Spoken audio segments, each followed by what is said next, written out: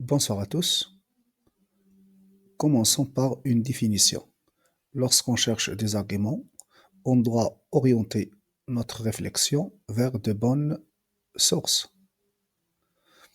Alors, qu'est-ce qu'une source d'argument? Une source d'argument désigne un réservoir d'idées dans lequel l'élève peut puiser pour construire un raisonnement, bien sûr en production écrite. Ajoute ceci à ton vocabulaire. Désigner, c'est signifier vouloir dire. Puiser, c'est tirer quelque chose d'une source. Raisonnement veut dire argumentation. Très bien. Les sources d'arguments. Les sources d'arguments sont nombreuses. Je vais citer les plus utilisées dans les textes argumentatifs, des sources que je vais décortiquer, expliquer dans les vidéos prochaines, Inch'Allah. Première source, les effets positifs versus les effets négatifs, les qualités versus les défauts. Deuxième source, les exemples. Troisième source, les caractéristiques. Quatrième source, les droits, les devoirs, les obligations, les recommandations. Cinquième source, les valeurs humaines et les valeurs sociales. Bien. D'autres sources, la raison,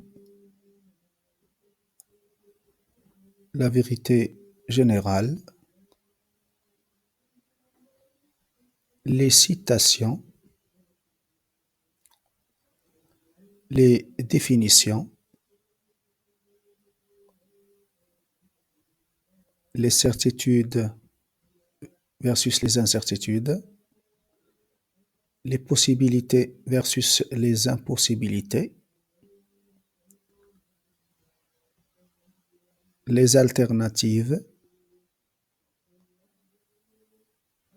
les circonstances, la comparaison, la cause, le but, le temps, la condition, etc. Les figures de style, la question oratoire ou bien la question rhétorique, l'hyperbole, la métaphore, etc. Les acteurs ou bien les intervenants, les études scientifiques, etc. Voilà, très bien. Ce sont les principales sources sur lesquelles tu peux t'appuyer pour dégager, pour avoir de bons arguments. Voici un exemple où j'utilise 3 de ces sources. Lisons d'abord le sujet. Il est temps que les parents arrêtent de décider à la place de leurs jeunes enfants, déclare un éducateur. La question, partagez-vous cette idée? Très bien.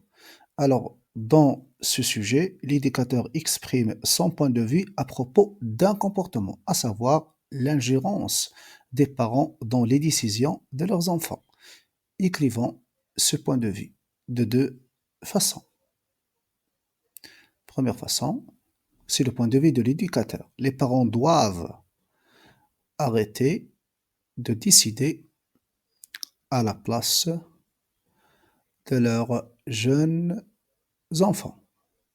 Deuxième façon, les parents doivent mettre fin à leur ingérence dans les décisions de leurs enfants. Très bien. Alors, il s'agit là, bien sûr, d'un seul point de vue, celui de l'éducateur. L'éducateur exprime son point de vue à propos d'un comportement. Nous, on va exprimer notre point de vue à propos de son point de vue. Alors, soit on est pour, ou bien on est contre. Alors, pour rédiger ce plan simple, ou bien rédiger une production selon ce plan simple, je vais m'appuyer sur 3 sources. La première, les effets positifs versus les effets négatifs, les qualités versus les défauts. La deuxième source, les caractéristiques. La dernière source, les droits, les devoirs, les obligations et les recommandations. Très bien. En me basant sur la première source, je vais citer 1. Les conséquences négatives du comportement des parents sur qui? Sur leurs jeunes enfants. Par exemple, entraver leur autonomie, freiner leur développement personnel, affaiblir leur confiance en eux-mêmes, les empêcher d'apprendre à quoi? À se responsabiliser. Et ou, c'est au choix bien sûr, je peux citer les conséquences positives de la fin, cette fois-ci de la fin de l'ingérence parentale des parents, ça veut dire sur qui? Sur leurs jeunes enfants. À titre d'exemple, les enfants deviennent plus responsables et plus matures. Les enfants développent l'esprit critique. Les enfants bâtissent une relation enfant-parent, ou bien on bâtit une relation enfant-parent basée sur la coopération au lieu du contrôle. Très bien. En me basant sur les deuxième et troisième caractéristiques, je vais parler des caractéristiques de qui? Des enfants cités dans le sujet. Je veux dire, l'enfant a ses propres goûts, ses propres choix. Deuxième idée, l'enfant est capable de s'adapter à différentes situations. L'enfant a besoin de quoi? D'expérimenter. Pourquoi? Pour apprendre. 2. Les devoirs des parents. Je vais dire, les parents ne doivent pas intervenir dans les décisions de leurs enfants et dire que ceci est un devoir moral, surtout si les décisions, elles, ne sont pas cruciales, ça veut dire très importantes. Finissons notre vidéo par une remarque.